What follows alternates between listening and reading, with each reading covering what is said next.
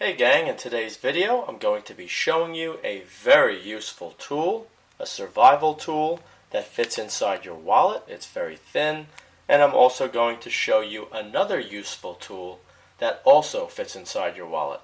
Let's get started. Right here you're looking at the survival tool, and you can see it's only around 4 millimeters thick. Now the one here is made by Tool Logic. Now this one I purchased online and it is a little pricey, so what I did is I looked for another link if you wanted to find one which is made exactly the same way, but it does have different features which I'll mention in a minute, and that one only goes for around $6. This one here has this nice little knife, slides right out, extremely sharp.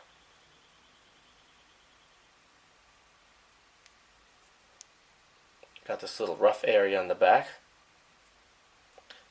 The other tool, which I'm going to have a link for in the video description area, looks identical to this. And it also has the magnifying glass, the compass, and other things I'm going to be showing you. But the knife on that one, even though it looks like this one, has a little opening in the center where you can slide it over a nut. So if you have to undo a nut, you have this little wrench that you can use. So that's a feature the other one has that this one does not have. As I just said, you also have this magnifying glass. Comes in very useful if you need to see something up close, or if you're out in the woods and you need to start a fire, you can use the magnifying glass. You also have that neat little compass right there. Also in this, you have these little buttons that slide out. Nice pair of metal tweezers. The other one in the link does have a plastic tweezer. Over here, you have a very loud whistle. Let me blow through it.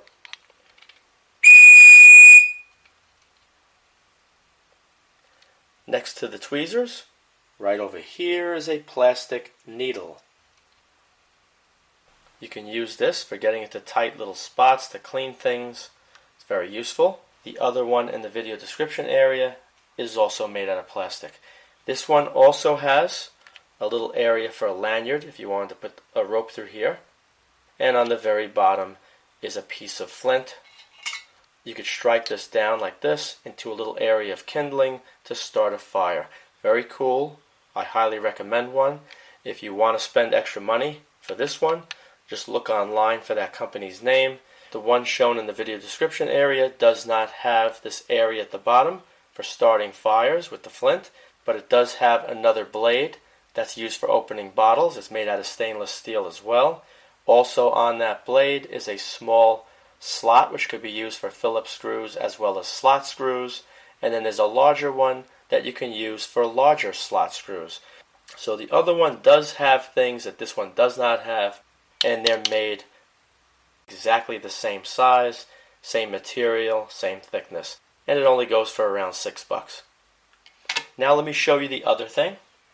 Very compact, just like this here, but it's not a survival tool. It will come in handy in the event you get locked out of your house.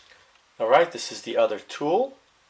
As you can see, it is extremely thin. It's actually thinner than the Tool Logic survival tool. And let me show you what's inside. Inside you have a lock picking set. So in the event you're locked out of your house, or you have another lock that you need to get into, or you have a friend that needs help and he gives you permission to pick the lock, you can use this set. It is not to be used for illegal purposes. It does work extremely well. I tried it out, and I'm going to be giving you a demonstration in a minute. First, let's take a closer look at the tools. Here are all the tools laid out. You get 4 picks, and you get a tension wrench or a tension key. This pick right here is known as a diamond pick. The one beneath it is known as a rake pick. That's one style of a rake pick. Over here is a hook pick, which is one of my favorites. It allows you to manipulate each pin tumbler one by one. The bottom is another rake pick, very common. What you need to do is you need to take the wrench right here, place it inside the keyhole, the bottom part of the keyhole, The upper part is where the teeth of the key is located, pushing on the pin tumblers. So this goes on the bottom. You're going to apply a little bit of pressure or tension to rotate that cylinder, the core. When you do, then you take each one of these picks and you manipulate the pins until everything falls into a shear line, and then the cylinder can rotate. Each cylinder is different. Some require more tension, some require less tension. The tighter the cylinder is, generally the harder it is to pick, and the more play it has, it is easier to pick. Let me give you a quick demo on a deadbolt.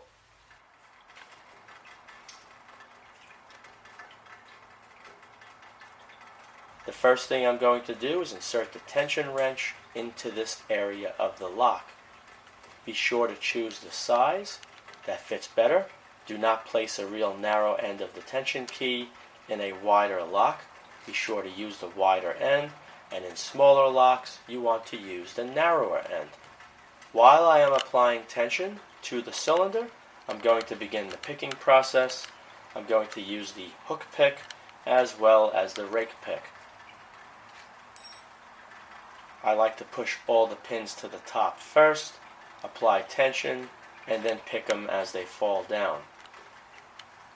It's important to pick the lock in the proper direction when you rotate the key to unlock the door, otherwise you're going to have to do it twice when you discover you did it wrong the first time. You will notice once the lock is picked, the core will rotate and then the deadbolt will slide in.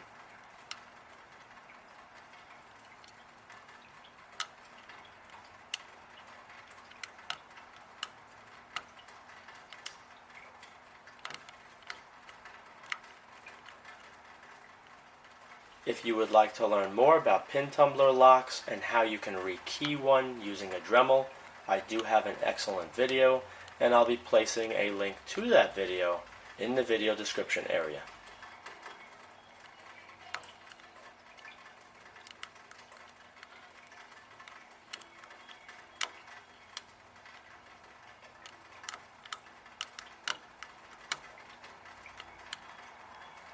And it's as simple as that. Thanks for watching. I hope you enjoyed this video. If you did, please rate it a thumbs up, subscribe, and post links to this video on other websites and blogs. Also be sure to check out my video playlist as well.